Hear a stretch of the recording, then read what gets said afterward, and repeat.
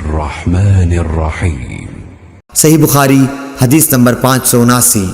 अबू हुरैरा रज़ियल्लाहु ताला अन्हु से रिवायत है कि रसूलुल्लाह सल्लल्लाहु अलैहि वसल्लम ने फरमाया कि जिसने फजर की एक रकत जमात के साथ सूरज निकलने से पहले पाली, उसने फजर की नमाज बाजमात का सवाब पा लिया, और जिसने असर की एक रकत जमात के साथ सूरज डूबने से पहले पाली, उसने असर की नमाज बाजमात का सवाब पा लिया।